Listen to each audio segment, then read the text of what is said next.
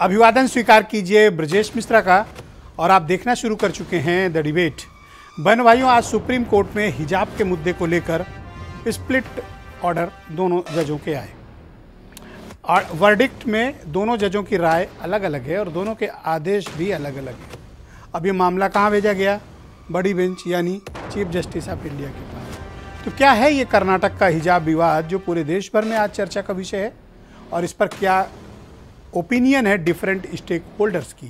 क्या हिजाब अनिवार्य विषय है या फिर हिजाब को लेकर रिलैक्सेशन होनी चाहिए, या इसको राइट टू प्राइवेसी में जोड़ा जाना चाहिए या राइट टू एक्सप्रेशन में? और सुप्रीम कोर्ट की बटा हुआ आदेश ये थोड़ा चिंता में डालने वाला है कि क्या ये फैसला डिलीवर न होकर विवाद का कारण बनेगा। हम आज इस बारे में विस्तृत और खुली चर्चा करने जा रहे हैं। बहन भाइयों, कर्नाटक हाईकोर्ट के आदेश के बाद सुप्रीम कोर्ट में जब हिजाब का मामला पहुंचा था तो ये उम्मीद की जा रही थी कि सुप्रीम कोर्ट इस पर कोई सॉलिड वर्डिक्ट देगा, कोई एक राय से आदेश जारी करेगा। लेकिन आज जब आदेश जारी हुए तो दोनों जजों के राय अलग थी और दोनों के आदेश भी अलग थे। एक हिजाब के पक्ष में थे और दूसरे हिजाब के खिलाफ। लिहाजा ये मामला अब लार्जर बेंच यानी चीफ जस्टिस ऑफ इंडिया के पास रिफर कर दिया गया है। इसमें समाधान कम, अब विवाद की गुंजाइश अधिक बढ़ गई है। मैं ये बात इसलिए कह रहा हूं क्योंकि आज ये उम्मीद की जा रही थी कि सुप्रीम कोर्ट के आदेश के बाद एक ये जो रिलीजियस एजेंडे के इशू चल रहे हैं इस पर विराम लगेगा और ये रोक लगेगी। जो सुप्रीम कोर्ट का आदेश होगा उसको सभी पक्ष उसका पालन करेंगे, सरकार भी करेगी और पर्टिकुलर एक समाज भी करेगा। लेकिन बटा हुआ आदेश एक बटे हुए समाज का द्योतक होता है, संकेत होता है। यानी जिस विषय पर विद्वानों की ओपिनियन भी, जुडिशरी की ओपिनियन भी एक ना हो तो उस मसले पर समाज कैसे एक हो सकता है? और एक ही विषय पर अलग अलग राय होने का मतलब कि वो आदेश अब और विवाद में होते हुए लार्जर बेंच के पास चला गया। बेहतर होता ये, मैं कोई टिप्पणी नहीं कर रहा हूँ, लेकिन बेहतर होता कि इस मामले में कोई एक स्पष्ट आदेश होता, या अलाउ किया जाता और या फिर रिजेक्ट किया जाता। लेकिन बटा हुए ओपिनियन बहनों भाइयों बटे हुए समाज में विवाद को और बढ़ाने वाली है। तो क्या है ये कर्नाटक से उपजा हुआ, उडुपी जिले से निकला हुआ हिजाब का विवाद, और इसका समाधान क्या है? और आने वाले दिनों में ये सुप्रीम कोर्ट में किस प्रकार से एक नई बहस को जन्म देगा, एक नई हेडलाइन को जन्म देगा और पूरे देश भर में चर्चा का विषय बनेगा। कुछ लोग इसे अनावश्यक चर्चा मानते हैं, कुछ कहते हैं कि इसका समाधान निकलना चाहिए, और कुछ लोग हिजाब के बिल्कुल खिलाफ है। तो आज हमें इस बारे में खुलकर बात करनी है, इस पर चर्चा करनी है और एक ओपिनियन बनाने की कोशिश करनी है कि क्या हिजाब ज़रूरी है या फिर बिल्कुल नहीं। क्या हमें इसे कुरान इस्लाम से जोड़ा जाना चाहिए, अल्लाह के हुक्म के तौर पर जोड़ा जाना चाहिए, या फिर प्रगतिशील समाज में इस तरह के रीति रिवाज का कोई मायने नहीं है? हमें इस बारे में आज चर्चा करेंगे। पहले आप कुछ बयान सुन लें, फिर आज विद्वानों का एक पैनल मैंने आमंत्रित किया है, स्टेक होल्डर्स भी हैं, कुछ पार्टी के प्रवक्ता भी हैं, उनके साथ हम इस विषय पर चर्चा करने वाले हैं। आप ये बयान सुनें। माननीय उच्चतम न्यायालय का जो निर्णय है उसका हम सब स्वागत कर रहे हैं और वेट कर रहे हैं, जैसा ही निर्णय आएगा उस प्रकार हम लोग आगे बढ़ेंगे। लेकिन उत्तर प्रदेश में कानून व्यवस्था से खिलवाड़ करने को किसी को भी अनुमति नहीं है। वेशभूषा पर कोई जबरदस्ती नहीं है। जो जैसी वेशभूषा धारण करना चाहता है उसको वैसी वेशभूषा धारण करने देने में कोई आपत्ति नहीं होनी चाहिए, लेकिन वो समाज की मर्यादा को न लांघे। कट्टरपंथियों ने जिस प्रकार से माहौल बना दिया हिजाब के नाम पर, सर्वोच्च न्यायालय भी कहीं न कहीं वो स्पष्ट नीति है। हमें लगता है कि सर्वोच्च न्यायालय को इसमें स्पष्ट अपनी नीति अपनानी ही चाहिए और हिजाब पे पूर्णतया इन संस्थानों में प्रतिबंध करना चाहिए। जो संस्थान का ड्रेस कोड है वही लागू होना चाहिए। हम लोग ये एक्सपेक्ट करते हैं कि लार्जर बेंच जो हिजाब का जो मजहबी एंगल है उसको सीरियसली ज़रूर कंसिडर करेगा, और वो एंगल यही है कि जो कुछ भी अल्लाह ने कुरान में और पैगंबर इस्लाम सल्लल्लाहु अलैहि वसल्लम ने फरमा दिया वो तमाम बातें हमारे यहाँ essential practice of our religion है। जस्टिस ढूलिया साहब के ही फैसले को और उनके नज़रियात को बुनियाद बनाकर आगे की कार्रवाई सुनने की और उस पर अमल करने और उस पर फैसला करने की ज़रूरत है। हिजाब का हुक्म दिया गया है कि वो बापर्दा रहें और बेपर्दा होकर बाज़ारों में गलियों में न घूमें। इससे चूँकि हालात बिगड़ते हैं, आवारगी बढ़ती है इससे। क्या ये सोसाइटी या ये सरकार बताएगी कि क्या पहनना है, कैसे पहनना है, क्या बोलना है, क्या खाना है, क्या पीना है? आप देख ही रहे, हिंदुस्तान में भी 1400 साल से मुस्लिम महिलाएं हिजाब करती हैं। आज ही इसकी ज़रूरत क्यों पड़ गई? यहाँ पे क्या ऐसी ख़ास ज़रूरत थी? कोई ज़बरदस्ती तो है नहीं किसी की कि साहब हिजाब करे या ना करे। अभी जो फैसला आया 2 जजों की बेंच ने दिया, उसमें जस्टिस गुप्ता ने जो फैसला दिया है, वो फैसला, वो जो देश की कट्टरपंथी सोच है, वो लोग खुश हैं। और जस्टिस धुलिया ने जो फैसला दिया है कि उन्होंने कहा हाई कोर्ट का फैसला गलत, उसको गलत ठहरा दिया, वो देश की सेकुलर सोच को जाहिर करता। तो बहनों भाइयों, आज की परिचर्चा को आगे बढ़ाते हैं। जजों के स्प्लिट वर्डिक्ट से क्या इसका संदेश गया है और क्या अब समाधान निकलेगा, हमें इसके बारे में चर्चा करने के लिए मैंने आज कुछ विद्वान प्रवक्ताओं का और पैनल आमंत्रित किया। अमित पुरी भारतीय जनता पार्टी से हैं, मतीन खान मुस्लिम लीग से हैं, सुशील दुबे जाने माने पत्रकार हैं, सैयद मकसूद असरफ जाने माने सोशल मामलों के एक्सपर्ट हैं, चक्रपाणी महाराज मेरे साथ मौजूद हैं, अखिल भारतीय हिंदू महासभा के अध्यक्ष, और वीरेंद्र सिंह जी हमारे स्टेट हेड। बहुत शुक्रिया और धन्यवाद आप सभी का मेरे साथ इस कार्यक्रम में जुड़ने के लिए। मतीन खान, मैं कार्यक्रम की शुरुआत आपसे करना चाहता हूं। सुप्रीम कोर्ट का वर्डिक्ट इस मामले में अलग अलग है।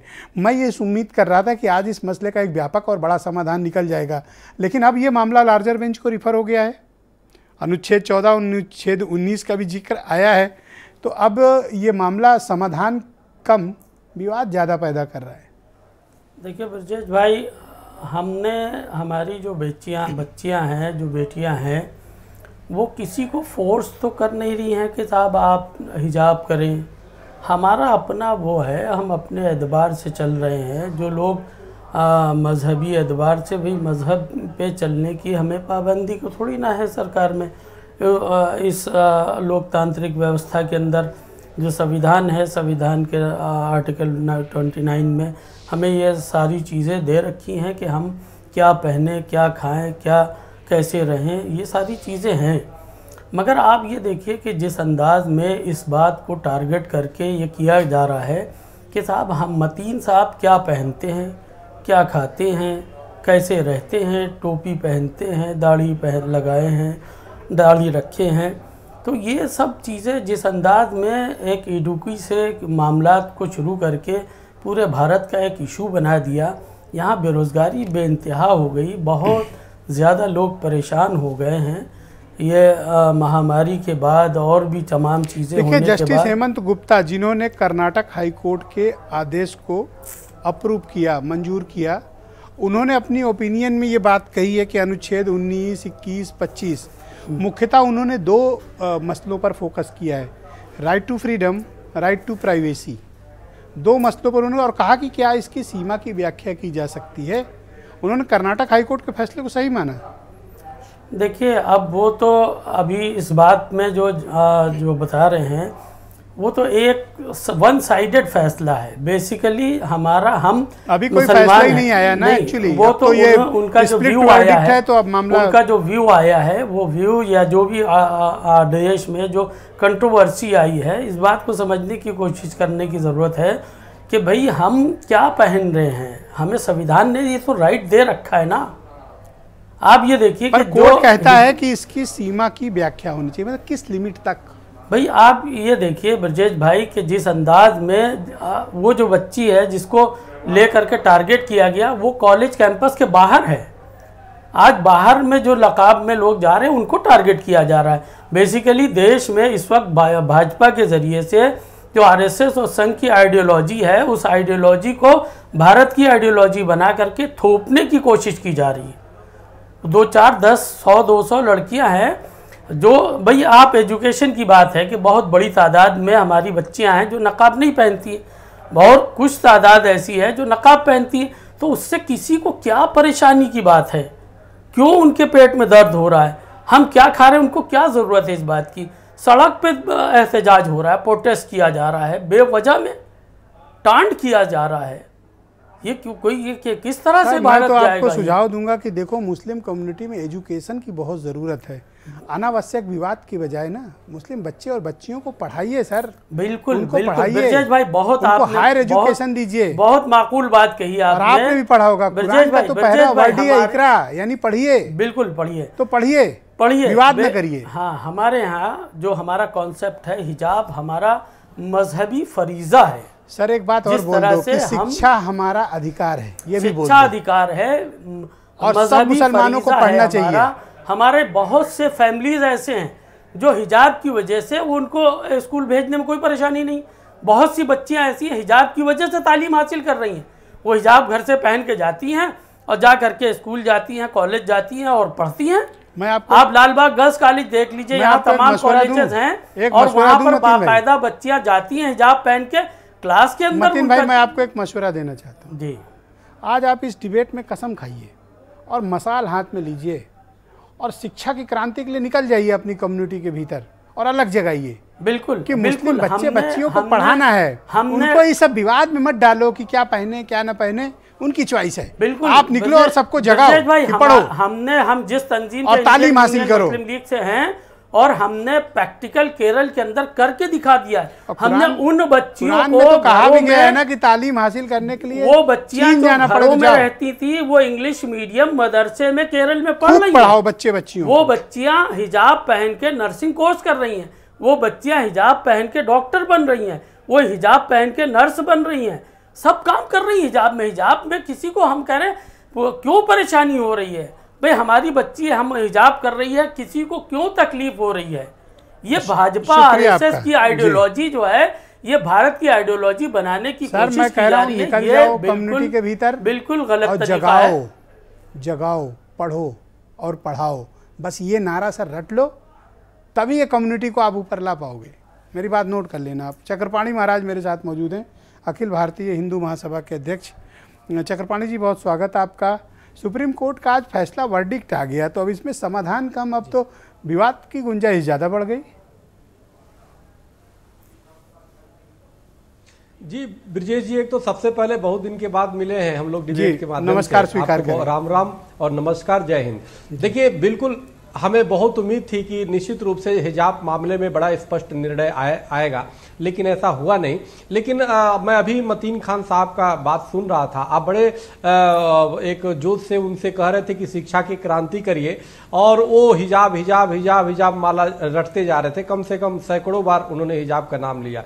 मूल विषय ये है, शिक्षा की क्रांति करने वाले लोग नहीं है, ये हिजाब क्रांति करेंगे, हिजाब जबरदस्ती पहनाएंगे। आप जरा देखो कि संवैधानिक एक जो स्वतंत्र संस्थाएं हैं उसको ड्रेस कोड लागू करने का एक संवैधानिक उसको अधिकार है, लेकिन और जो शिक्षा के क्षेत्र में है वहां पे इसलिए न्यूट्रल जो है ड्रेस कोड होता है ताकि जो पढ़ने वाला बच्चा है, जो शिक्षा ले रहा है, उसके अंदर न कोई जाति की भावना हो, न सांप्रदायिक कोई भावना हो। जब बड़ा हो तो बिना भेदभाव का वो सबको सेवा कर सके, देश की सेवा कर सके, राष्ट्र की सेवा कर सके। लेकिन ये तो जबरदस्ती ये बनाने पे तुले हुए कि नहीं हम हिजाब शुरू से चक्रपाणी जी, मैं एक विषय को समझना चाहता हूं अपनी और हमारे दर्शकों को भी बताइए आप जी, मतीन खान क्या पहने और क्या न पहने, इसमें चक्रपाणी जी की क्या दिलचस्पी है? बिल्कुल नहीं दिलचस्पी है, बिल्कुल नहीं। यही मैं कह रहा हूं कि मतीन खान जी अपने घर में खुद क्या पहनते हैं, बच्चे क्या पहनते हैं, क्या खाते हैं, वो हमारा विषय नहीं है। हम क्या करते हैं ये इनका विषय नहीं है। लेकिन जब हम सार्वजनिक संस्थान पे जाते हैं, जहां पे विद्या अध्ययन करना है, जहां पे हम हॉस्पिटल में जाते हैं या कहीं भी ऐसे जगह जाते हैं, तो वहां के हमें नियम फॉलो करना पड़ेगा। वो संवैधानिक एक ढांचा में बना हुआ है। अगर हम उसको नहीं फॉलो करेंगे और हम कहेंगे नहीं मैं तो ऐसे ही करूंगा जी, अभी तो ये हिजाब एक ब्रजेश जी बहाना है। अब इसके बाद नमाज की बात आ जाएगी कि हर स्कूलों में नमाज पढ़ने की व्यवस्था कर दी जाए, फिर उसके बाद उसको सीधा मदरसा बनाने की बात होगी। ये एक्चुअल ब्रजेश जी बीज किसका डाला हुआ है, ये आग किसका लगाया हुआ है, ये समझना पड़ेगा। ये पीएफआई जो थी उनके द्वारा जानबूझ के जो 2047 तक जो गजवाए हिंद बनाने का जो उद्देश्य था उनके द्वारा कराया गया था। और उसमें इस्लामिक बड़े बड़े संस्थाएं, जब एक छोटी सी जब लड़की अल्लाह अकबर कर रही थी उस समय उन्होंने कहा इसको पुरस्कार देंगे। वो पुरस्कार देने की घोषणा किया, यानी आग लगाने का काम किया। और आज देखो कि ईरान में हिजाब जला रहे बच्चियां, वहां की बेटियां हिजाब जला रही हैं, फेंक रही हैं, निकाल रही हैं, हिजाब वहां पे वो हो रहा है, और यहां पे हिजाब पहनने के लिए लड़ाई हो रहा है। यानी आप देखो कहां देश जा रहा है। जिस 21वीं सदी में देश को आगे बढ़ना चाहिए, और यहां पे तो सबसे ज्यादा साधनों का लाभ जो है मुस्लिम समाज लेता है। लेकिन देखो आप इनकी बात, हमेशा विक्टिम कार्ड खेलने की बात ये लोग करने लगते हैं। कुछ भी होता है विक्टिम कार्ड खेलते हैं, हमें अन्याय होता है जी, हम कुछ भी खाएं, कुछ भी पहने, आप कौन होते रोकने वाला? अरे बिल्कुल नहीं होते भाई, लेकिन आपका खाने पीने और रोकने का एक खाने पीने का एक वो होगा ना, पहनने का एक संवैधानिक दायरा होगा ना, कि आप कुछ भी खाओगे, आप सबको जबरदस्ती खिलाओगे, आप कुछ भी पहनोगे, जबरदस्ती शिक्षण संस्थानों में जाओगे कि नहीं मैं पहनूंगा। और जब वही पहनना है तो आप जाओ ना मदरसे में जाओ, कौन रोकता है? मदरसे में टोपी पहन के जाओ, दाढ़ी बना के जाओ, आप मदरसे में हिजाब पहन के जाओ, कौन रोक रहा है? आप वहां पे जाओ ना। लेकिन जहां पे सार्वजनिक संस्था है, जहां पे उसने अपना प्रोटोकॉल बनाया हुआ है, अपना वहां पे एक तो आप चाहते हो तो वहां पे आप क्यों बिगाड़ रहे हो? मुसलमान बच्चियां हिजाब न पहने, आप ये चाहते हैं? नहीं, मैं ये चाहता हूं कि जिस संस्थान के द्वारा ड्रेस कोड लागू वो करे। नहीं तो हम तो हिंदुओं को अपील करते हैं भाई सब लोग भगवा पटका पहन के जाओ, लड़कियां भी उसी तरह से जाए, अपना हिंदू सनातन सब अपने अपने प्रतीकों की लड़ाई होगी, सब भगवा पहनेगा। बहुत शुक्रिया आपका सर, वहां भी बहुत शुक्रिया। अब तो देखो ना ब्रजेश जी, बिहार और छत्तीसगढ़ में ब्रजेश जी हालात ये है कि जो सरकारी विद्यालय मुस्लिम एरिया में है वो सैकड़ों की संख्या में वो मदरसे के रूप में हो गया है। वहां पे लिख दिया कि सरकारी को कि उर्दू विद्यालय कर दिया गया है। तो ये तो चाहते हैं कि जहां पे इस तरह की चीजें अपनी पहचान। बहुत बहुत चक्रपाणी जी महाराज, बहुत बहुत धन्यवाद आपका। मैं सैयद मकसूद अशरफ को आमंत्रित करता हूं आज की परिचर्चा में। अशरफ जी बहुत स्वागत आपका। क्या ये सही वक्त है कि मुसलमानों में या मुस्लिम कम्युनिटी में हिजाब को मुद्दा बनाने की बजाय एजुकेशन को मुद्दा बनाया जाए, हायर एजुकेशन को मुद्दा बनाया, टेक्निकल एजुकेशन को मुद्दा बनाया जाए, बजाय इस कम्युनिटी को इन सब विवादों में ढकेलने के? अच्छा, ये मुद्दा बनाया किसने सर? अगर हमारे रिलीजन के अंदर ये है कि हिजाब करना चाहिए, कोई ऐसी बात नहीं, उसको इंटरप्रेट कौन करेगा? चकपाड़ी महाराज इंटरप्रेट करेंगे। संविधान क्या कहता है? एक जज ने सीधे सीधे बोला 91A का जो है उल्लंघन है, इसलिए खारिज कर दिया। इसके बाद भी आप डिबेट में चाह रहे हैं कि साहब हम इससे ऊपर उठ के आ जाएं। क्यों इससे ऊपर उठ के आ जाएं? अगर हमारी शरह, हमारे मजहब के अंदर कुरान जो है 7 आयतें हैं, इसके ऊपर 70 हदीसें हैं। सन 5 हिजरी में लागू हुआ, सबसे पहले नबी के घराने से लागू हुआ, नबी के घराने के बाद उनके सहाबा ने किया, उसके बाद पूरी उम्मत के लिए हो गया। अब ठीक है, अगर ये कोई कंपल किसी को नहीं करता, इंस्टीट्यूशन का अपना एक ड्रेस कोड कंडक्ट होता है, आप उसको लागू करिए। अगर वो लड़कियां पहन के आ रही थी, ठीक है, उसी यूनिफॉर्मिटी में उनको कहते हैं कि ठीक है हिजाब इस तरह से लगा लीजिए। इसमें सरकार को इंटरफेयर करने की जरूरत नहीं थी। अगर सरकार ने किया तो कोर्ट को बिल्कुल नहीं करना चाहिए था। आखिर सुप्रीम कोर्ट के एक जज की वर्डिक्ट टोटली डिफरेंट है। तो आप किसी के मजहब को उसको इंटरप्रेट करेंगे। कुरान को इंटरप्रेट कौन करेगा? कुरान को इंटरप्रेट करेंगे जस्टिस हिसैन गुप्ता, कुरान को इंटरप्रेट करेंगे जस्टिस धूलिया। तो फिर हो गया। चकपाली महाराज को बोलिए यही अपना जो है नया संविधान बना दे, और मुसलमानों को मालूम हो जाए कि जो कुछ करना घर में करो, बाहर कुछ नहीं करना। पढ़ाई करना तो भी घर के अंदर पढ़ाई करो, तुम्हारी इंस्टीट्यूशन है, तुम्हारे कुछ और। आपको क्या लगता है कि मुसलमान क्या खाएं, क्या पहने, ये मुद्दा क्यों बन रहा है? था अगर ये मुद्दा क्यों बनता है? एक स्कूल का एक विवाद आया था ओडीपी तक, तो वहीं सीमित रहना चाहिए था सर। ये इंस्टीट्यूशन उसको तय कर लेता, सरकार उसमें कूद पड़ी, सरकार कूदी तो मामला कोर्ट, हाईकोर्ट चला गया। आप मुसलमानों के कोई ना कोई मसाइल कहीं ना कहीं से घूम के लेके आइए, उसके बाद सुप्रीम कोर्ट की बोर्ड लगवा दीजिए। इनको बड़ी तकलीफ हो रही है आज कि जस्टिस धूलिया ने जो है अलग स्टेटमेंट दे दिया, तो उनको मजा खत्म हो गया कि चला जाएगा अब जो है लार्जर बेंच को। ये तो चकपाली महाराज बढ़ गया ना, संविधान तय करेंगे।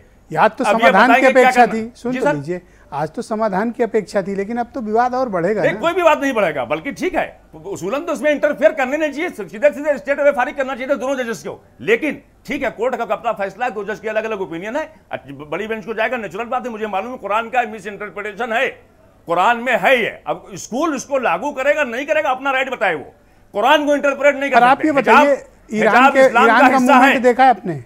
हिजाब इस्लाम का हिस्सा वैसे ही है जैसे ईरान में जो आंदोलन चल रहा है, इसके क्या मायने हैं? क्या चीज सर? ईरान में भी तो आंदोलन चल रहा है इसके खिलाफ। भाई हम कहते हैं पूरी दुनिया में चल जाए, अगर कुरान में कोई चीज लिखी पूरी दुनिया में वाले एक मुसलमान भी मान रहा है तो उसको मान रहा है। आप ये क्यों लेके आते हैं कि कोई ईरान में चल रहा है वो पाकिस्तान में नहीं हो रहा है? हमारे भी घर में बहुत से लोग नहीं इस्तेमाल करते, तो इसका मतलब ये थोड़ी होगा नमाज जिसे फर्ज है लोग नमाज नहीं पढ़ते, हज नहीं करने जाते, इस्लाम से खारिज नहीं हो जाते। वो रहते आप मुसलमानों में शिक्षा के प्रति जागरूकता नहीं फैला रहे हैं। जागरूकता पूरी है। अगर कोई आज के माहौल में जस्टिस आप उनको पढ़ाइए, जस्टिस धूलिया ने कहा गांव देहात की लड़कियां, पढ़ाई उनकी मोर इंपॉर्टेंट है, मजहब उसमें इंपॉर्टेंट नहीं है। मैं भी तो वही कह रहा हूं हजरत कि पढ़ाओ। तो अगर हिजाब लगा के पढ़ नहीं तो क्या दिक्कत? आप भी निकलो मसाल लेके, हिजाब लगा के पढ़ने आप भी मसाल लेके निकलो, यानी आप भगवा उड़ के जाएंगे। अगर कोई बच्ची हिजाब लगा के जाएगी तो आप भगवा चादर पहन के आएंगे, इसका मतलब आपको प्रॉब्लम दूसरी हो रही है। आप बात को समझिए, आप एक पत्रकार है, उसको उसकी जड़ में जाइए आप, इससे माहौल खराब हो रहा है। मैंने आपसे पहले एक डिबेट में कहा था इंटर पीस कॉन्फ्रेंसेस की जरूरत है, जहां चकपाली महाराज जैसे लोग भी आवे। जब तक ये मजहबी लोग बैठ के बात नहीं करेंगे, हिंदुस्तान का माहौल गर्क में चला जाएगा। मुस्लिम कम्युनिटी पढ़े लिखे कैसे, इस पे कैसे उसको डाला जाए? पढ़े लिखे लोग हैं लेकिन मजहब से बाहर कोई नहीं है। वो क्या कह रहे हैं? चकपाणी जी रुकिएगा, चकपाणी जी आपका टर्न नहीं, आप रुकिए, आपकी बारी नहीं, चकपाणी जी रुकिएगा। स्कूल में पूजा नहीं होती, अशरफ को बोलने नहीं दीजिए। स्कूल में पूजा नहीं होती, मगर मंदिर कहीं बच्चे जाके हाथ जोड़ के आगे बढ़ते ना, वो कह रहे हैं नमाज पढ़ने की बात करेंगे। हाईकोर्ट है ना लखनऊ में, नमाज भी हो रही, मंदिर भी वहां पे। यानी आप जहर घोलने में लगातार कोई कमी नहीं डाल रहे हैं आप, और उसके बाद चाहेंगे कि जो है पूरे समाज की चादर आप ओढ़ लीजिए। तो आपका एक पक्ष है, अपना पक्ष रखिए आप, लेकिन अपनी बात किसी पे कंपेल नहीं कर सकते आप।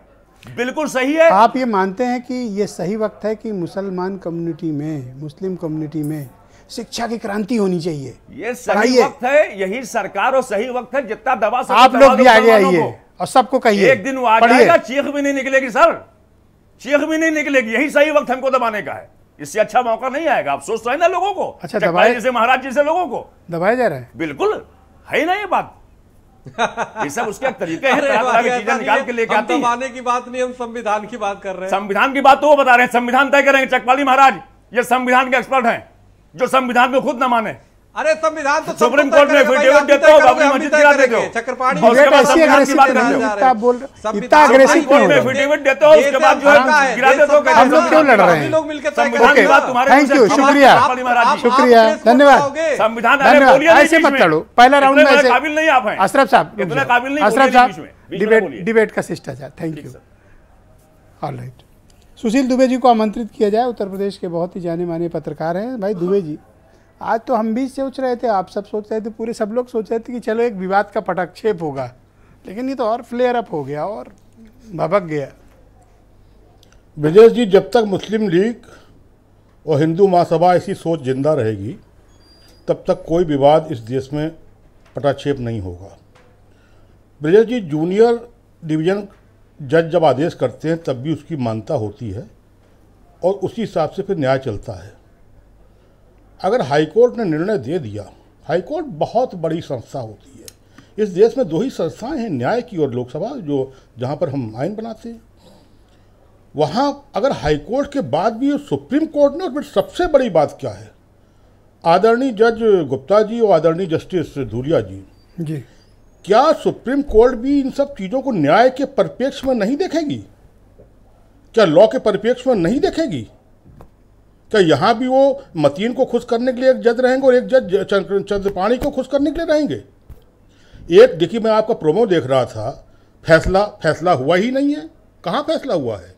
दूसरी बात ब्रजेश जी, एक सज्जन खुश है, मुसलमान खुश है कि वो गुप्ता जी ने बड़ा कृपा कर दी, सेकुलर है, और वो कह रहे हो कट्टरपंथी हैं। अब जब सुप्रीम कोर्ट के जजों पर इस तरीके की टिप्पणियां भाई लोग करेंगे, पढ़े ना, बीच में नहीं, बीच में नहीं। खामोश हो गए थे क्या? आप तो बड़े कहते हैं, आप पहले ऐसे नहीं थे हजरत, करते हैं। इस बीच आप ऐसे हो गए, थोड़ा तसल्ली जी। अपन एक शिष्टाचार भी है, कोई बोल रहा है, बोलिए बोलिए। तो वो अगर ऐसे आप सुप्रीम कोर्ट की आदरणीय, जो सुप्रीम कोर्ट से बड़ा और क्या है? करेक्ट बात, मैं सहमत हूं। और कोई सबसे बड़ी बात ब्रजेश जी, ये इतना बड़ा मुद्दा देश का थोड़ी है, देश की संपूर्णता से जुड़ा हुआ मुद्दा थोड़ी है, देश के विभाजन से, मतलब देश की कोई अखंडता से। पर ये देखो ना कि दोनों मजे ले रहे हैं इसमें, और मैं इनसे कह रहा हूँ कि भैया पढ़ाओ जरा, मैं दोनों से कहा, मान ही नहीं रहे मेरी बात। नहीं तो मैं आपको निवेदन कर रहा हूँ, आपकी आवाज़ बहुत दूर तक जाती है इस चैनल की, ये हमारे आदरणीय जजों को इसी दिन, इसी घंटे, तुरंत, ये तो इनका व्यक्तिगत निर्णय हो गया, ये सुप्रीम कोर्ट के जस्टिस का निर्णय कहाँ हुआ? और फिर इतना बड़ा कोई मुद्दा थोड़ी कि लार्जर बेंच को जाएगी, फिर उसमें भी कुछ जज कहेंगे कि भाई हमें मतलब नहीं है, क्योंकि 14 के बाद से हुआ क्या है ब्रजेश जी, मैं जो कहना चाह रहा हूँ, हिजाब कोई ज़रूरत बिल्कुल नहीं है। जब कोई प्रथा विश्वास से, समर्पण से और श्रद्धा से हो, तब तो प्रथा का मान होता चाहिए। जब उस प्रथा में धर्म जुड़ जाए, चाहे मुसलमान धर्म हो चाहे हिंदू धर्म हो, कट्टर दोनों तरफ है, और बाबरी मस्जिद दर्द अभी गया नहीं और न जाएगा।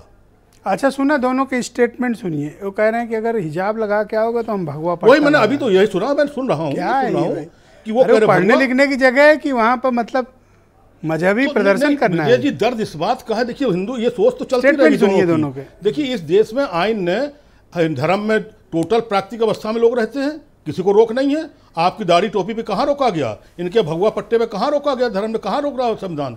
लेकिन हिस्सा क्या है, मुस्लिम धर्म में एक बात जरूर है, जब ये धर्म या तो कुरान पर्सनल लॉ पे अकीदा कर लें या हिंदुस्तान की आइन पे अकीदा कर लें, ये अपने ग्रंथ पे या हिंदू धर्म पे अकीदा करते हैं भाई साहब, इनको भी हिंदू लॉ और हिंदुस्तान के लॉ आइन पे यकीन नहीं है। हिंदू राष्ट्र और ये हिंदू राष्ट्र, अब हिंदू राष्ट्र, अरे भाई हिंदू राष्ट्र आज से है, 75 साल बने हुए हो गया, और फिर हिंदू राष्ट्र किस बात का, ये अभी हम तय नहीं कर पा रहे हैं कि हम हिंदू, ये पर्सनल लॉ की रोशनी में चलेंगे और वो हिंदू राष्ट्र की रोशनी में हम हिंदुस्तानी हैं, हम भारतीय, हम इंडियन, हम यही नहीं तय कर पाए, तो विवाद तो रहेगा ही रहेगा। ये आप किस जमाने की बात करो, भारतीय वाली बात कहाँ से आ गई? तो यहाँ या तो मतलब ये हिजाब है तो मामूली मुद्दा, ब्रजेश जी हिसाब ऐसा मामूली मुद्दा, ये तो लोअर जज के लायक ये मुद्दा नहीं है, सेशन कोर्ट के लायक मुद्दा नहीं है। बहुत उम्दा बात कही आपने। ये सेशन कोर्ट के लायक मुद्दा नहीं, ये तो पंचायत के लायक मुद्दा है।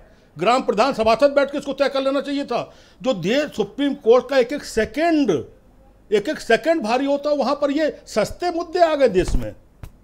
शर्म आती है कि देश के हिंदू मुसलमान ने ये हाल कर दिया सुप्रीम कोर्ट का कि सुप्रीम कोर्ट जहां जाने में, जहां के वकील और जहां पे जस्टिस बनने में वो हम लोग हिजाब को लिए वहां घूम रहे। अब देश की लार्जेस्ट बेल्ट तय करेगी कि पट्टा पहना जाए, मुंह ढाका जाए, घुटना घूंघट निकाला जाए। बहुत उम्दा बात कह दी आपने आज, ये बड़ी बात कह दी है। अरे बहुत बड़ी बात कह दी। अरे ये अच्छा ये बताइए, हिंदू धर्म को, मुसलमान धर्म के जो मौलाना है बड़े बड़े बाहर दुनिया का ज्ञान देते हैं, ये क्या करेंगे फिर? सही बात। वो क्या कर रहे हैं, वो बैठ के फैसला क्यों निकल लेते हैं? मुसलमान और हिंदू धर्म के जो बड़े बड़े तिलकधारी और दाढ़ी वाले और टोपी वाले बैठे हैं, ये आपस में बैठ तय कर लें। कर्नाटक कैसे कर लें, उडुपी में ही कर लें। उडुपी से बाहर निकला क्यों? उडुपी से बाहर निकला क्यों? मैं ब्रजेश जी अपने प्रतिष्ठित चैनल से निंदा करता हूं इस बात की, उन लोगों की, जिम्मेदार लोगों की, जिन लोगों ने इस छोटे से विवाद को, बेमतलब के विवाद को सुप्रीम कोर्ट तक, हाई कोर्ट तक, और फिर सुप्रीम कोर्ट भी बटा हुआ है इस पे जी, सुप्रीम कोर्ट भी बटा हुआ है सर। हाई कोर्ट ने अगर कह दिया था बात खत्म। हाई कोर्ट मतलब ईश्वर, खुदा, आइन, संविधान देश का।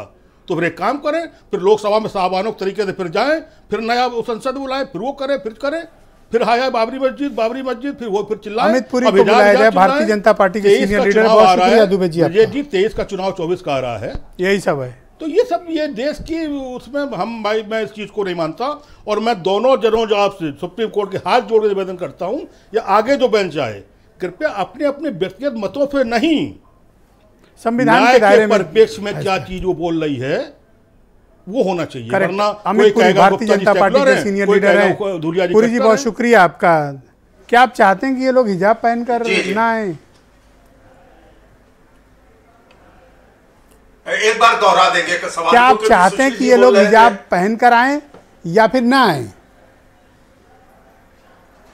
देखिए, अब मैं आपसे इस पूरे विवाद की पृष्ठभूमि के अंदर जो विषय है उसको बिना किसी हिंदू मुस्लिम के, बिना किसी तस्वीबियत के, ये आवाज इतनी क्यों दोबारा आ रही है? हाँ, मैं उसको ठीक करा रहा हूँ, आप बोलते रहें। हाँ, मैं ठीक करा रहा हूँ, आप बोलिए। मैं कह रहा हूं कि मैं इसे बिना किसी हिंदू मुस्लिम के, बिना किसी विवाद के, एक बिल्कुल लीगल एंगल से बात को रखता हूं। 3 इस पे जजमेंट आए। एक जजमेंट आया केरला के हाईकोर्ट से जस्टिस मोहम्मद मुश्ताक का, और ये कुल 9 पन्ने का जजमेंट है, और मैं मानता हूं कि बड़ा पायनियरिंग जजमेंट है जिसने इस पूरे विषय के क्लासिकल लॉ पॉइंट को डिस्कस किया। दूसरा जजमेंट आया, ये जस्टिस ऋतुराज अवस्थी की अध्यक्षता में कर्नाटका हाईकोर्ट का 129 पन्ने का जजमेंट आया, और आज सुप्रीम कोर्ट का जजमेंट जो आया, लकीली वो भी तीनों जजमेंट्स मेरे पास हैं। मैं तीनों जजमेंट्स के लाइट में कॉन्स्टिट्यूशनली इस बात को रखने की कोशिश करता हूं जी। देखिए, सवाल ये नहीं है कि कौन हिजाब पहनता है कि नहीं पहनता। सवाल ये भी नहीं है कि कुरान, हदीस और शूरा के लाइट में कोर्ट ने क्या इंटरप्रिटेशंस की है, मैं उस पर भी नहीं जाता। मैं इस पे भी नहीं जाता कि दुनिया के कई मुस्लिम मुमालिक के अंदर हिजाब को बैन कर दिया गया, मुस्लिम मुमालिक ने, कई कंट्रीज ने बैन किया, मैं उस पे भी नहीं जाता। मैं इस बात पे जाता हूं कि एक सेकुलर स्टेट के अंदर जो फंडामेंटल राइट्स हैं, इसके ऊपर केरला हाईकोर्ट ने जो बात कही वो बहुत अच्छी कही कि पावर एक्सरसाइज करना और पावर होना ये दोनों अलग चीज है। और सेकुलर स्टेट के अंदर आर्टिकल 19 और आर्टिकल 25 में अगर कॉन्फ्लिक्ट है तो पब्लिक ऑर्डर में कौन सी चीज चलेगी, कौन सब्सिक्वेंट होगा और कौन ऊपर रहेगा, इसके ऊपर एक क्लासिकल लीगल बहस है। अब मैं मानता हूं कि यह सारा विवाद आया कहां से, जो इसे बीजेपी के खाते में ला रहे हैं उन महानुभावों के लिए बता दूं, कर्नाटका एजुकेशन एक्ट 1983 में बना था, उसके अंदर ड्रेस कोड लागू हुआ 133(2) के अंदर 1983 में। वो दौर जब एसआर बोमई और हेगड़े साहब, रामकृष्ण हेगड़े कर्नाटक की सरकार में हुआ करते थे। बीएस येदियुरप्पा या बीएस येदियुरप्पा की पार्टी के नेता बीजेपी सत्ता में नहीं थी, तब यह कर्नाटक के अंदर लेजिस्लेशन बना। अब सवाल यह आया कि जब यह सवाल खड़ा हुआ, मैं एक बड़े मुस्लिम एरिया के अंदर एक डिग्री कॉलेज से जुड़ा हूं, वहां पर मौलवीगंज से, अमीनाबाद से तमाम मुस्लिम लड़कियां हिजाब में आती हैं, कॉलेज के गेट तक आती हैं। कॉलेज के गेट के बाद एक ड्रेस रूम है, वहां वो ड्रेस रूम में जाती हैं, अपने बुर्के और हिजाब को अलग करती हैं और क्लासरूम में जाती हैं। सवाल यह है कि हम जिस जगह पे जा रहे हैं उसके पब्लिक ऑर्डर का सवाल है। कोई हिजाब के सवाल खड़ा नहीं कर रहा, कोई इस पे सवाल खड़ा नहीं कर रहा कि हिजाब पहनना जरूरी है कि गैर जरूरी है। कोई ये नहीं कह रहा कि ये नबी के जमाने से प्रैक्टिस चली आ रही है, कंटिन्यू रहे या ना रहे। कोई ये सवाल खड़ा नहीं कर रहा कि मुस्लिम ममालिक में नबी के दौर से चली आ रही प्रैक्टिस को क्यों रोक दिया गया। कोई ये सवाल खड़ा नहीं कर रहा। जो बात ड्रेस कोड कर्नाटका में 1983 से लागू था, अचानक क्या हो गया भाई? अब कहां से यह सवाल आ गया कि कॉलेज के अंदर क्लास में हम इसे पहन करके जाएंगे? और मैं किसी जज के ऊपर नहीं जाता, मैं किसी जज के ऊपर नहीं जाता, लेकिन मैं मानता हूं कि केरला हाईकोर्ट ने, जिसकी बहुत कम चर्चा है, जस्टिस मुश्ताक के फैसले की 9 पन्ने के, इतना क्लासिकल पीस ऑफ जजमेंट है कि, और सारी समस्या की बुनियाद क्या है? एक सेकुलर स्टेट में क्रिमिनल लॉ शरीयत के हिसाब से नहीं चलेगा, वहां क्रिमिनल लॉ पर सीआरपीसी चलेगी। लेकिन जहां पर सिविल मैटर्स आएंगे वहां 1937 का शरिया एक्ट लागू होगा। और कॉन्स्टिट्यूशन कहता है कि कॉन्स्टिट्यूशन लागू होने के बाद जो भारत के संविधान के प्रतिकूल धारा है वो खत्म हो जाएंगी। ये हमने 26 नवंबर, लेकिन आपकी इतनी दिलचस्पी क्यों है कि मुसलमान क्या खाएगा, क्या पहनेगा? आप उसकी इतनी रिसर्च करके इतनी व्याख्या क्यों कर रहे हो? आपकी क्या दिलचस्पी है?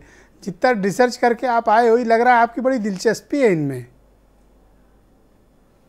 मैंने आपसे एक शब्द अगर कहीं ये कहा हो कि मुसलमान क्या खाए क्या ना पिए, हिंदू क्या खाए क्या पिए, इसमें मैंने कोई सवाल नहीं किया। तो चकपाणी जी को सुना, उन्होंने कहा अगर ये हिजाब लगाएंगे तो हम पट्टा पहन के आएंगे। अगर एक सिविल कानून होता तो ये विवाद ही खड़ा ना होता। और आज अगर फंडामेंटल राइट्स के अंदर स्टेट को फंडामेंटल राइट्स लागू करने, ये स्टेट की ड्यूटी बाउंड है स्टेट संविधान के हिसाब से। इसमें कहां बीएस येदियुरप्पा आ गए, कहां बोमई आ गए, कहां रामकृष्ण हेगड़े आ गए, और कहां आरएसएस आ गई, और कहां नरेंद्र मोदी आ गए। कर्नाटका में 1983 में बना एक्ट था, मैं तो चैलानिया कह रहा हूं, 133(2) धारा है, ड्रेस कोड प्रोवाइड करती है। जी, बहुत शुक्रिया आपका पक्ष रखने के लिए। मैं बीरेन जी को भी इस चर्चा में जोड़ना चाहता हूं। बीरेन जी भी हमारे साथ इस कार्यक्रम में जुड़ चुके हैं। बीरेन जी, बहुत शुक्रिया आपका। हम तो ये समझ रहे थे कि आज ये हिजाब बैन वाला जो विवाद है आज से ख़त्म हो जाएगा, लेकिन ये विवाद तो और तेज़ी से भड़क रहा है और अब तो काफ़ी बड़ा आकार ले रहा है। और सुशील दुबे ने भी आज बड़ी इंपॉर्टेंट बात कही कि इस मसले का समाधान तो लोअर कोर्ट में था या मजहबी लीडर्स खुद कर लेते। ये तो अनावश्यक इस विवाद को इतना तूल दिया जा रहा है। बिल्कुल, देखिए, पहले ये मुद्दा आया कि 3 तलाक का मामला बड़ा ख़राब है और इस पर काफ़ी बवाल चला। अब ये हिजाब चल रहा है। आज भी हिजाब पर हिसाब बराबर नहीं हो पाया क्योंकि सुप्रीम कोर्ट में अब ये चीफ जस्टिस के पाले में मामला चला गया है। अब आगे वहाँ भी लंबी सुनवाई होगी। ये बात सही है कि हम जिस देश में हैं वहाँ तमाम कुप्रथाएँ, कुरीतियाँ हमें कई बार रही हैं। देश की आज़ादी के समय पहले भी रही हैं। राजा राम मोहन राय ने सती प्रथा के खिलाफ कितना बड़ा आंदोलन चलाया, हिजाब के खिलाफ, पर्दा प्रथा के खिलाफ तमाम सारे आंदोलन इस देश में चले हैं। किसी को किसी कपड़े में सीमा में बांध कर रखना, महिला स्त्री पुरुष, ये कोई धर्म इसको सिखाता नहीं है। जो लोग आज हिजाब की पैरोकारी करते हैं, जब उनके बच्चे विदेश में जाके पढ़ते हैं, पाश्चात्य सभ्यता को अपनाते हैं, वहाँ पर वो इसको लागू नहीं करा पाते, वहाँ पर वो असहाय हो जाते हैं। एक चीज़ ज़रूर है कि स्कूल में अगर बच्चा पढ़ने जाता है तो स्कूल का ड्रेस कोड स्कूल प्रबंधन तंत्र को लागू करने का अधिकार है या नहीं, यहाँ ये भी बात पर चर्चा होनी चाहिए। क्या स्कूल का यूनिफॉर्म एक होना चाहिए या जिसके जो मन में आए वो पहन के आए? हिजाब एक तरह की पर्दा प्रथा है, वो ड्रेस कोड स्कूल के मामले में नहीं हो सकती, वो आस्था का विषय है। मुस्लिम धर्म के लोग उसको अपनी आस्था से जोड़ते हैं। भारत जैसे देश में जब देश का बंटवारा हुआ तो उस समय जब संविधान बना तो कहा गया कि हम धर्म निरपेक्ष हैं, हम पंथ निरपेक्ष गणराज्य हैं। तो जब सब धर्मों को आज़ादी दी गई तो उनके पहनावे से, उनके ओढ़ने खाने पीने से, वजू करने से, पूजा पाठ के तरीक़ों से नफ़रत क्यों? ये चलने सियासत के बदले आप अगर इसको देखें तो या तो फिर अगला कोई और देश बने इस देश में और वहाँ पर एक धर्म विशेष के मानने वालों को बसाया जाए, और अगर ऐसा संभव नहीं है तो फिर इस देश में थोड़ा बहुत सबको बर्दाश्त करना पड़ेगा, और इसी बर्दाश्त का नाम लोकतंत्र है जिसको लोग कहते हैं। 22 सितंबर से ये फैसला सुरक्षित था। आज करीब 1 महीने के लगभग बाद ये फैसला आया है, वो भी बटा हुआ। तो अब कर्नाटक हाई कोर्ट से जो एक चीज़ निकली थी वो सुप्रीम कोर्ट तक पहुंची। अब ये इस्लामिक परंपरा में कभी लोग विपक्ष कहता कभी ये रहा नहीं है, उसका हिस्सा नहीं है, शैक्षणिक संस्थानों में इसकी कोई मतलब नहीं है, धर्म के नाम पर अनुशासन न टूटे इस बात के लिए भी लोगों की राय है। अब इसमें एक सच्चाई क्या है? सच्चाई इस देश में ये है कि हम पाश्चात्य सभ्यता से प्रभावित खूब होते हैं, लेकिन भारत के लोग चाहते सब हैं और चाहते हैं जाने कोई ना, विरोध कोई ना करे।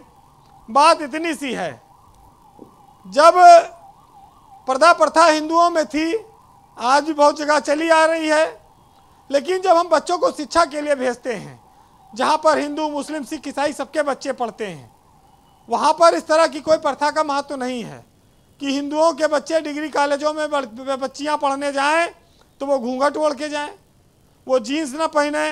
कई बार तमाम सारे जीन्स पे विरोध आए हैं। ये सब इस देश में कब तक चलेगा? और यही चीज़ें हैं जिसकी वजह से हम आप पिछड़ते जा रहे हैं। शिक्षा का अधिकार कपड़ों से तय नहीं होना चाहिए, न धर्म से न मजहब से। और अगर धर्म से तय होता है तो वो मदरसे में जाएं, वो गुरुकुल में जाएं, वो कई मिशनरी के स्कूल में जाएं। अगर आपको धर्म से इतना ही प्यार है, और अगर सरकार की संस्था में आपको जाना है तो वहाँ पर धर्म नहीं चलेगा, वहाँ संविधान चलेगा। तो बस भारत जैसे राज्य के लिए ब्रजेश जी इतना कहना मुनासिब है। लेकिन चूंकि हम आप आज हिजाब पर लड़ रहे हैं और यहाँ पूरे देश में आज उल्लू पूजा जा रहे हैं, इसकी किसी को चिंता नहीं है। इतना बड़ा व्रत त्यौहार चल रहा है, यहाँ हिजाब पे लड़े मरे जा रहे हैं, कट रहे हैं लोग, और यहाँ लक्ष्मी जी का वाहन आज पूरे देश में पूजा जा रहा है। ये भी एक संयोग है, लेकिन धर्म की सबकी अलग अलग मान्यताएं हैं, चीज़ें हैं। देखिए, एक बहुत बड़े साइंटिस्ट थे, उन्होंने कहा था कि धर्म को चाटते चाटते मनुष्य मानवता को ही चाट गया है। साधारण लोग धर्म को सत्य मानते हैं, बुद्धिमान लोग झूठ और शासक इसे हथियार मानते हैं। मूर्खता और बुद्धिमत्ता में बस इतना ही फर्क है कि बुद्धिमत्ता की एक सीमा होती है, बाकी उसके अलावा चाहे जो करिए कोई रोक नहीं है। जब इस देश में 3 तलाक का मुद्दा आया था तब भी बहुत सारे लोगों ने इसका विरोध किया, बहुत सारे लोगों ने इसका समर्थन किया था और मुस्लिम बहनों ने कहा था कि हमें 3 तलाक से निजात चाहिए। वो मुद्दा अब खत्म हुआ, अब हिजाब गरमाया हुआ है। बहरहाल ये मसला क्या है आप समझिएगा इसमें जी, कि लहजे में बदजुबानी, चेहरे पर नकाब लिए फिरते हैं और जिनके खुद के बही खाते बिगड़े हैं वो मेरा हिसाब लिए फिरते हैं। बात सिर्फ इतनी है कि मैं झुक जाऊं तो मसला आसान हो जाएगा, लेकिन मेरे किरदार का इससे बड़ा नुकसान हो जाएगा। बहुत शुक्रिया आपका वीरेंद्र जी, बहुत बहुत धन्यवाद। आपने अपने ओपिनियन को आज की परिचर्चा में स्पष्ट किया। वह मतीन खान का रुख करता हूँ। भाई मतीन खान, बड़ी उचित बात कही दुबे जी ने कि इस मसले को स्थानीय स्तर पर मिल बैठकर आलिमों को, धर्मगुरुओं को तय कर लेना चाहिए था। ये मसला यहाँ तक कैसे चला आया और यहाँ भी आया तो कोई समाधान नहीं दे गया, बल्कि इस कन्फ्लिक्ट को और बढ़ा गया है। हमें कन्फ्लिक्ट को ख़त्म करना है, ना कि कन्फ्लिक्ट को बढ़ाना है। हाँ ब्रजेश भाई, ये तो बिल्कुल सही है कि ये जिस लेवल का मैटर था वहीं पर ही इसको जो है इसका निस्तारण हो जाना चाहिए था। मगर आप ये देख लीजिए ब्रजेश भाई कि ये जिस अंदाज में पॉलिटिसाइज करके वहाँ पर बीजेपी आरएसएस संघ के लोगों के ज़रिए से जो विरोध हुआ है वो कॉलेज के बाहर के पोर्शन में किया गया है, बाकायदा टारगेटेड किया गया है, इशू बनाया गया है, भाजपा आरएसएस के ज़रिए से इशू बनाया गया है। मेरा कहने का मकसद ये है कि हम क्या पहने, क्या खाएं, क्या पिए। अभी हमारे यहाँ बच्ची के इम्तिहान हुए थे बोर्ड के हाई स्कूल के, तो वो कॉलेज के गेट तक के सब लोग नकाब में जाते थे। अंदर एक कमरा था, वहाँ जा कर के वो अंदर क्लास में बैठते थे, कभी किसी कोई ऑब्जेक्शन नहीं रहा। ये तो इशू, जितने भी इशूज़ है, 3 तलाक का इशू था, उन्होंने मुसलमानों को टच करके उस तरह के मामलात को ला करके ये छोड़ दिया और वो सुप्रीम कोर्ट तक के मैटर चला गया। इसी तरह से हिजाब का इशू ये भाजपा के शासित प्रदेश से और भाजपा के ट्रेंड वर्कर्स के ज़रिए से इस बात को लाया गया। ये एक बड़ा विवाद बना करके, मकसद क्या है इस तरह के विवाद के पीछे? आपको क्या लगता है कि इससे किसको क्या इंटरेस्ट है? इससे यही है कि ये हिंदू मुस्लिम करके और हिंदुओं को पोलराइज करके सत्ता में फिर से विराजमान होने के लिए ये एक बड़ा गंभीर इन्होंने इशू बना रखा है। तो आप कहिए सबके बीच जाके कि ये कोई मुद्दा ही नहीं है, तो बेवजह का विवाद है। भाई मैं कह रहा हूँ कि कॉलेज कैंपस के अवेयरनेस फैलाइए आप। नहीं, हम लोग कर रहे हैं। ऐसा नहीं है कि हमने बताया कि केरल हमने वो एजुकेशनल इंस्टीट्यूशन वहाँ पर बनाए हैं, वो जिस अंदाज में वहाँ कोई किसी को परेशानी नहीं। लड़कियाँ हिजाब में जाती हैं, नहीं जाती हैं बहुत बड़ी तादाद में, और लोग पढ़ रहे हैं। मैं कह रहा हूँ कि हमारी बेटी हिजाब में जा रही है, चकपाड़ी जी को क्या तकलीफ़ है? ये क्यों उसको देख रहे हैं, क्यों ये बाहर कर रहे हैं? आज बाहर जा कर के देखिए कि किस अंदाज में नफरत का माहौल बना रखा है, किस तरह से टांटिंग हो रही है, किस तरह से मुसलमानों को टारगेट किया जा रहा है, कभी खाने को लेकर के, कभी पहनने को लेकर। पहले नमाज पूरे जहां में लोग पढ़ते थे, अब अगर कोई आदमी ने कहीं पे नमाज पढ़ ली तो साहब वीडियो वायरल करके FIR। ये नया तरीका हो गया। ओके, चक्रपाणी जी महाराज, किया जा रहा है मुसलमानों को टारगेट करके। मतीन खान का कहना है कि चूंकि हमें टारगेट किया जा रहा है, एटमॉस्फेयर क्रिएट किया जा रहा है, दबाने की कोशिश हो रही है मुसलमानों को।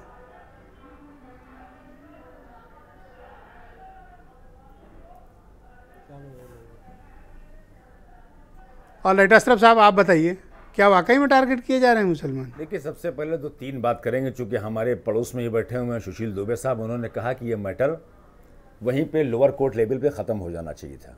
जब मुसलमानों का कोई इशू आता है तो कितनी आराम से एक बहुत बड़े जो एक्सपर्ट हैं वो ये बच के निकल जाते हैं। नूपुर शर्मा के केस में सिटिंग जजेस के अंदर, चाहे सूर्यकांत रहे हों, चाहे जस्टिस पारदेवाला रहे हों, क्या क्या नहीं हुआ है, क्या क्या तमाशा नहीं बना, इस देश ने देखा है। बहुत पुराना वाकया भी नहीं है। तो सवाल एक, जब कोई चीज़ आपको सूट नहीं करेगी तो आप जो चाहोगे भावनाओं का ख्याल रख के आप बात कर लोगे। जजेस पे टिप्पणी क्यों नहीं कर सकते? कोई जज, सुप्रीम कोर्ट का जज जो बैठ के अनशन करता, कहता देश खतरे में, उसके बाद जैसे चीफ जस्टिस से रिटायर होता है तो उसको इनाम के स्वरूप में वो राज्यसभा ग्रहण कर लेता है, सवाल नहीं पैदा होगा। क्या आपका अपनी उसको डिग्निटी को मेंटेन रख पाते हैं आप? सवाल होगा। ठीक है, आप लोग नहीं करेंगे, आपको नहीं जरूरत है सवाल करने की, मुझे लगता है मैं सवाल करूंगा इस लोकतांत्रिक देश में। तो सवाल दूसरा है। तीसरी बात, सबरीमाला का मैटर आता है। देश का गृह मंत्री कहता है कि भावनाओं का ख्याल रखना चाहिए, गलत फैसला है ये। 5 जजेस की जज को बेंच हो जाता है, 3-2 से फैसला होता है और 7 जजेस की बेंच को जाता है। क्यों नहीं उस मुद्दे को आपने निपटा लिया अपना आपसी में? क्या जरूरत है सुप्रीम कोर्ट तक जाने की? तो ये बड़ा आसान है, जब मुसलमानों का मुद्दा हो तो कहिए नहीं जाना चाहिए, बैठ बाल के बात कर लेना है। ये एक इंस्टीट्यूशन का मसला था, मैं बार बार बोलता हूं, ये उसी को सॉर्ट करना था। लेकिन सरकार कहां इन्वॉल्व हो गई? दबाने की सरकार क्यों इन्वॉल्व हो गई? सरकार को इन्वॉल्व होने की जरूरत नहीं थी, सरकार इन्वॉल्व हुई तो लोग कोर्ट से। अच्छा, आप ये नजरिया पेश करो कि इसका समाधान क्या है? इसका समाधान मैंने कहा, जब आपस में इन जैसे लोग जो अभी चादर दूसरी ओढ़े हुए हैं, कुछ और दिमाग में आ गया है, मुसलमान बहुत अच्छा है, इंटर पीस कॉन्फ्रेंसेस साथ में बैठ के बात करनी पड़ेगी। हमारे इश्यूज कोर्ट नहीं तय कर पाएंगे, यह कस्टम और परंपरा चली आ रही है, यह ऐसे नफरती माहौल में नहीं कुछ तय हो पाएगा। ओके, चक्रपाणी जी महाराज, कितना मुसलमानों को दबा ले जाओगे आप? कह रहे हैं हमें दबाया जा रहा है, दबा के नहीं चल हमारे अपने कस्टम और रीति रिवाज बात करिए, डायलॉग का हम पालन नहीं कर पा रहे, और इंटर पीस हमारे साथ रखिए, अपनी आस्था अपने साथ रखिए, बैठकों की जरूरत है। चक्रपाणी जी कुछ लेंगे, हमें इबादत नहीं करने देंगे तो कहां चल पाएगा? बहुत शुक्रिया अशरफ साहब, इसका रिएक्शन आता है समाज से। बोलिए चक्रपाणी जी। देखिए ब्रजेश जी, जो कह रहा है, जो मुस्लिम भाई यहाँ कह रहे हैं कि भारत में दबाया जा रहा है, उसको एक बार पाकिस्तान के हिंदुओं की दुर्दशा देखा दीजिए। पूछिए कि वहाँ हिंदू आपके बीच कोई, अरे सुनिए ना भाई, बीच में क्यों बोल रहे हैं? मैं नहीं बोल रहा था, आप थोड़ा शांत रहिए, सुनिए। डिबेट जिहाद मत करिए भाई। तो आप उसको पाकिस्तान भेजिए, हिंदुओं को दिखाइए कि वहाँ उनको दिखाइए। बांग्लादेश में सुनिए भाई, क्यों बीच में बोल रहे हैं? बांग्लादेश, अफगानिस्तान, बर्मा, देखिए बांग्लादेश भेजिए, वहाँ हिंदुओं की दुर्दशा दिखाइए कि क्या स्थिति है वहाँ पे। उसके बाद शेख हसीना का वेलकम, वहाँ पे अफगानिस्तान में अभी तालिबान का राज हो गया, वहाँ पे दिखाइए इंटरनेशनल लेवल पे क्या कर रहे हैं उनके साथ आप। ये दोहरे मापदंड नहीं चलेंगे। शेख हसीना को जो है, शेख हसीना को उसके बाद वेलकम होगा, आएंगे उनके लिए। बोल लीजिए पहले, एक सेकंड, आप ये सवाल रुको तो सही, इनको अपनी चक्रपाणी जी को बोलने दीजिए। आप इनके जिस बात पे असहमत होइएगा तब बोलिएगा, जरा उनको बोलिए। डिबेट पे एक स्टेप आगे बढ़ाए ना, डिबेट पे एक स्टेप आगे बढ़ाते हैं आप। थोड़ी देर तसल्ली से सुनने की क्षमता विकसित करो और सुन लीजिए एक बार। या चक्रपाणी जी गो हेड, आप बोलें। एक भाई ये तो इतने नाराज हो रहे हैं कि इन्हीं की आज असल में घर से लड़के आए हैं, अभी हमको किसी ने मैसेज किया, मसल्ला हमें मालूम है। ज्वलन मुद्दे सुनिए, जंग तो खुद ही है, मसल्ला हमें मालूम है। बात हो सुलह की, जब हाथ से खंजर छोड़ो, करिए ना, ये तो खंजर आप गलत कर रहे हो अशरफ साहब, अभी ये गलत है, खराबा कर लेंगे। अब रुक जाओ, आप बोले चक्रपाणी जी, कंटिन्यू। बात सुन लीजिए, ब्रजेश जी का ही ऐसा डिबेट है भारत समाचार पे जो कभी बीच में कोई वो नहीं करता। तो यहाँ भी एक अनुशासन एक बना हुआ है, तो उसको मेंटेन करिए, हम भी करें, आप भी करिए। देखिए उसी प्रकार से हमारा देश है, ये देश हम सबका है, किसी पे अन्याय नहीं हो सकता। और विश्व में भारत ही एक ऐसा देश है ब्रजेश जी, जहां पे बहुसंख्यक का उत्पीड़न होता है। बहुसंख्यक तो आप देखो कि 1947 में देश आजाद हुआ, लेकिन उसके पहले देश ने विभीषिका देख लिया, बंटवारा हो गया, जनसंख्या के हिसाब से पाकिस्तान एक हो गया, उसमें बांग्लादेश भी चला गया, जो भी हुआ। और आप देखिए उसके बावजूद भी हिंदुस्तान जो रहा, उसमें भी धर्म सेकुलर राष्ट्र बना दिया गया, और उसका परिणाम आज तक हम झेल रहे हैं। ये मात्र धर्मनिरपेक्ष देश बनाने के वजह से, जो नेताओं ने बना दिया उसके वजह से आज हम झेल रहे हैं, और हिजाब जैसे मुद्दे उठ रहे हैं। अगर उसी समय हिंदू राष्ट्र बन गया होता तो आज ये दिन देखने नहीं पड़ते, आज पता चलता। आप देखो क्या स्थिति है। ओके, सिर्फ चक्रपाणी जी बोलेंगे, ओनली चक्रपाणी जी। भाई सुनो, ओनली चक्रपाणी जी। इसकी आवश्यकता यही है, देश में कठोरता। जी आप कंटिन्यू करें। जी क्या ब्रजेश जी? आप बोलें, आप कंटिन्यू करें। देखिए अब इसकी ब्रजेश जी अब यही है कि एक तो दिल्ली हाई कोर्ट ने भी बोल दिया कि समान नागरिक संहिता लागू करो, इलाहाबाद हाई कोर्ट ने भी बोल दिया समान नागरिक संहिता लागू करो, उसको बहुत जरूरी है, उसको लागू बहुत शुक्रिया आपका चक्रपाणी जी। इसी के साथ देश को भी बहुत बहुत धन्यवाद। एक फैसला कड़वा देती है, आज आप कुछ मतलब नाराज हो? बात ऐसी, हजरत पहले ऐसे नहीं थे। दो चीज नहीं चलेगी, कुछ आपका बदलाव दिखाई दे रहा है, वो हिंदुओं के लिए भी है, मुसलमानों के लिए। दो चीज नहीं चल सकती ना सर।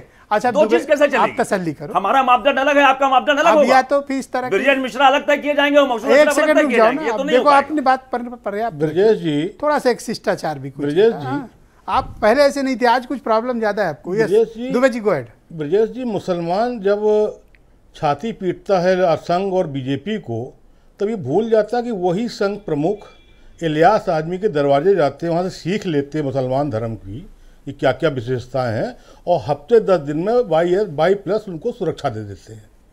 ये भी तो हो रहा है। और जितना ये छाती पीटेंगे संघ और उसको लेके, उतना ही ये, मुझे ये समझ नहीं आता कि ये जो हमारे चक्रपाणी जी बैठे हैं, ये भगवा वाले हैं, इनको हिंदू महासभा बनाने की क्या जरूरत है?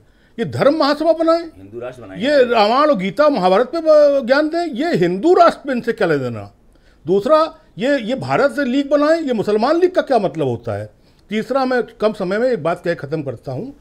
आदरणीय माननीय भगवान सुप्रीम कोर्ट जी से मैं निवेदन करूँगा, बजाय लार्जेस्ट, ये भारत समाचार के माध्यम से निवेदन करूँगा, बजाय लार्जेस्ट बेंच भेजने के, यही हमारे दोनों आदरणीय जज गुप्ता साहब, धुलिया साहब, इसको हाई कोर्ट, बहुत शुक्रिया जी, वापस कर दें। ओके, अमित पुरी जी, ये SM अशरफ आज हालांकि थोड़ा कुछ नाराज हैं और काफी आक्रामक भी कह रहे हैं, हमको डराया, दबाया, क्यों बोलूं, धमकाया जा रहा है। आप पुरी जी ऐसे बना रहे तो मुझे मजबूरी बोलना। अब आपका नाम तो अमित पुरी नहीं है ना?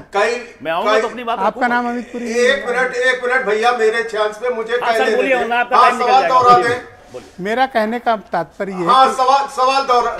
SM अशरफ और मतीन खान ये कह रहे हैं कि मुसलमानों को डराया, दबाया, धमकाया जा रहा है। मैं एक दिन एक बात में था और आज उसी को दोहरा के कहता हूं, जिनको लगता है डराया, धमकाया और दबाया जा रहा है, एक ईमान और अकीदे वाले मुसलमान की जिंदगी में सबसे बड़ी ख्वाहिश होती है हज बैतुल्लाह की जियारत के लिए जाए। जिस सरकार पे इतनी लाख तोहमतें देते हैं, उस सरकार के राज में हज बैतुल्लाह पे जाने वाले लोगों का कोटा पिछली कई सरकारों के मुकाबले 5 गुना बढ़ाया गया। मैं कहता हूं ये डराना है, दबाना है, क्या है? जरा मुझे बताइए, ये तेरी नजरों का कसूर है क्या मेरा दीवाना बने? ये तेरी नजरों का कसूर है क्या मेरा दीवाना बने? कोई क्रेडिबिलिटी आपकी नहीं है। उन्होंने कोटा बढ़ाया, पूरी दुनिया का बढ़ाया, दुखती हुई रख हज के ऊपर कोई क्रेडिबिलिटी सरकार की नहीं है। सऊदी ने कोटा बढ़ाया, पूरे दुनिया का बढ़ा दिया। अरे आप तो वो थे जिसने GST लगा दिया 18%, डोमेस्टिक फ्लाइट मेरे जैसे आदमी ने उस पर क्वेश्चन किया, उसके बाद मैं शुक्रगुजार हूं प्रधानमंत्री का कि उन्होंने वापस लिया इस बात को। आप क्या बात करेंगे? सारा आपके लिए मतलब माइनॉरिटी डिपार्टमेंट गोखला कर दिया। जो हज कमेटी हाजियों के पैसे चलती है, वहां के जितने इंटरेस्ट आते हैं उससे तनख्वाहें मिलती है, उससे वहां का मेंबर्स वाली मौज काटता है। सरकार का कोई ऐड नहीं। सरकार कहती खाली थी कि जो उसमें सब्सिडी दे रही है, बहुत अच्छा किया सरकार ने किया। ये सब बेकार की बातें हैं। आप आए बता रहे हैं कि हज बढ़ा दिया, उसमें आपका कुछ नहीं है, उसमें कोई रोल आपका नहीं। पैसा फेंका आदमी, 2 से 3 हुआ, 3 से 4 लाख हो गया, 4 से 5 लाख हो गया, आपका कोई रोल नहीं। हाजियों का पैसा हाजियों का इस्तेमाल हो रहा है, हाजियों का पैसा हाजियों का इस्तेमाल हो रहा है। सरकार की तरफ से कोई ऐड, कुछ भी नहीं सरकार की तरफ से। गलत गाली मत करिए अमित पुरी साहब, मैं आपकी इज्जत करता हूँ, आपको नहीं छोड़ता, लेकिन गलत मुद्दा लेके आ गया। अब आप समझते हैं गूंगा बहरा में आदमी बैठा रहेगा। हज कमेटी में मैंने टाइम दिया, मुझे मालूम है ना हज कमेटी क्या है, अब क्या क्या वहां होता रहा। सवाल ये कि आप सोचते हैं हमें क्या लेना देना, कोई लूट ले जाए माइनॉरिटी डिपार्टमेंट। ओके, वापस आइए। देखिए इस तरह झगड़े गलत बात है, बहुत गलत बात है। ना मैं इसके घनघोर खिलाफ हूँ। आप लोग जैसा आचरण कर रहे हैं बहुत ही गलत कर रहे हैं, बहुत ही गलत कर रहे हैं। ये डिबेट का शिष्टता है ही नहीं और ये डिबेट का अनुशासन है ही नहीं। पैसे देता है तो इसको आप लोग एक व्यक्तिगत मुद्दा बनाने के लिए ना, मैं ये डिबेट बंद कर दूंगा। आप लोग शांत हो जाइए वरना डिबेट बंद कर दूंगा। डिबेट बंद कर दूंगा, डिबेट बंद कर दूंगा। अब आप लोग एक एक कर पूरी साहब जवाब दो। तब तकलीफ नहीं दे रहा था, आज केवल बीजेपी बैचिंग के लिए 1983 बहुत शुक्रिया। आपने तो कुछ दिया मैं आप सबका बहुत धन्यवाद। डिबेट को रोकना पड़ेगा, बहुत धन्यवाद। अनावश्यक कॉन्फ्लिक्ट की कोई जरूरत, बहुत शुक्रिया। आप सुप्रीम कोर्ट का तय करने दीजिए कि हिजाब पहनना नहीं पहनना। आप सबका बहुत बहुत शुक्रिया और बहुत बहुत धन्यवाद इस परिचर्चा में अपनी अपनी ओपिनियन प्रस्तुत करने के लिए। बहन भाइयों, आप सबका भी बहुत बहुत धन्यवाद इस कार्यक्रम को देखने के लिए। नमस्कार।